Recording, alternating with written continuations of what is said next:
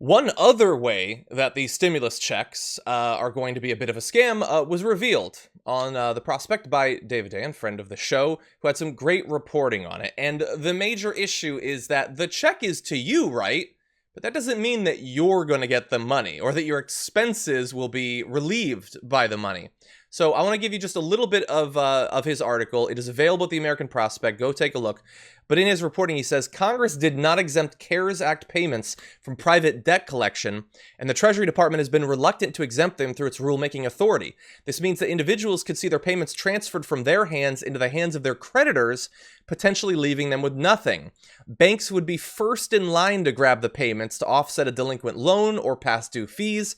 Even if the individual thinks their account with that bank is closed, if the payment posts there, the bank could conceivably use them to cover old debts. And banks have the right to offset any deposits to pay off those loans, overdraft fees, other charges, in front of the line for repayment of debts ahead of even other private debt collectors. This story could not be big enough. Unfortunately, not that many people are talking about it yet, but it's great reporting there. There are other concerns. By the way, I will just quickly say not all of the concerns that I've seen expressed about these checks seem to be borne out by the facts. There are the thing about it being like an advance on your tax return. From what I have seen, that's not actually true, and you will not have to repay it and all that. We will continue to see because more is coming out from an incredibly complicated piece of legislation. But I want to accurately list all the ways that it's a scam without feeding into some beliefs about it that might not be grounded in truth. Right. Yeah. So this is obviously one of them. And of course, the money goes to the people that they are working for first. And this apparently is more important than potentially stimulating or helping people survive each day. And that was the concept, as you said, you want to make sure everything is true and up to standards. But I also heard there's things like, people that owe child support, things like that, and like it's going straight away. The same way would be for any other kind of income. And so normally these things would be protected if it was something from the government, like, Social Security checks. I think you mentioned the Social Security checks and your normal disability, things like that would come in. This does not fall with those. So it allows people to do this. So think about it this way. The banks and these corporations, all these people have paid enough money to these politicians, have supported them enough throughout the years that they get first dibs on everything, even when it comes to something as dire as this. So if you've paid an entity to think of you first before anyone else, it goes across the board to like, oh, here's an opportunity for us to recoup some of the things that we weren't able to get. I mean, however small it may be, because $1,200. I thought the mortgage industry, the banking systems, everybody's struggling. Everybody's falling apart. They need some more stimulus and some more bailouts from the government. Don't get it twisted. The stimulus bill did not solely give $1,200 to everyone who qualifies for it in America. It went to more than that. But I'm sure we're being told, there's plenty of people in this country who think, oh man, yeah, that stimulus, all that money that's in it is going to the American people. No, it's not. No, it's not. And even the parts that are going to the American people are still not going to the American people for things like this. And that's the way it was planned. Do you think they accidentally stumbled across allowing people to get their money? No, Yeah. They're not that dumb.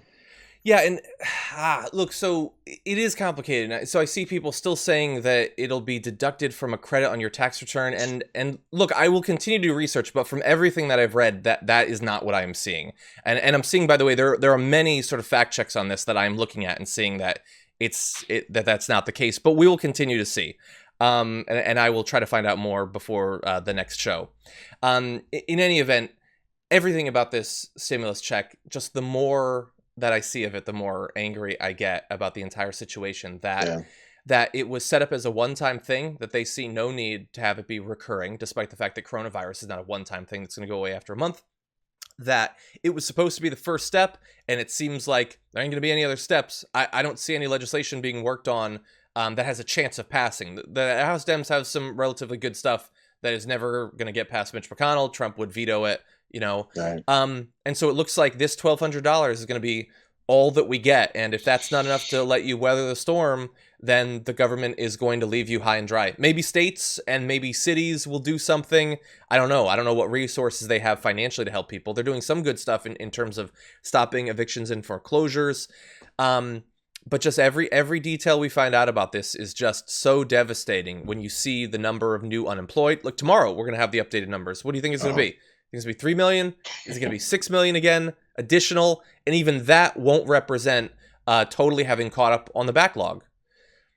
Yeah, it's you know what this it's one of those things. I feel like I go to this point for almost anything. I really would like to know what regular Americans, if you ask them on the street, what they think of this move. Also, with the move of like not getting another amount of money for this continuing pandemic crisis, lockdown, lack of employment situation will go, because we have this low self-esteem approach as regular Americans that, oh, no, I got $200, man. I'm lucky to have gotten that. Look how generous. Again, and we refer back to what we just talked about. Trump making sure he has his name on these checks because he wants to make sure he knows, look what I've done for you, you sorry peasants. You don't even deserve this, but I'm so gracious. I gave you this much. Yeah. So I hope that we get enough of a buildup of self-esteem in our bellies that we're like, I deserve more than this. You know how much I give you? And yes, even people who don't make much money, you give tons to the government in every way. You're giving. This country doesn't move without you, as you can see. Because when people aren't working, what's happening? Billionaires are complaining because they need you. More details, as I said, are available at the American Prospect. Go look at David's work and you'll find out more details about this. I don't know what could be done at this point to change it, even if they had the desire to, which they probably don't. It could have been, from the beginning, it could have been deemed federal benefits, and then private debt collectors wouldn't have been able to get access to it. I'm sure that was just an oversight. They didn't think to do it at the time.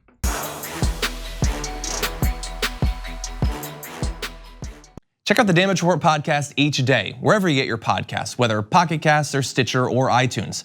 You can join me as I give you the news and stories you want, with a range of co-hosts and interview guests jumping in on the fun each day. Again, that's the Damage Report, wherever you get your podcasts. And if you get them at iTunes, don't forget to rate and review. Sometimes I'll read them live on the show.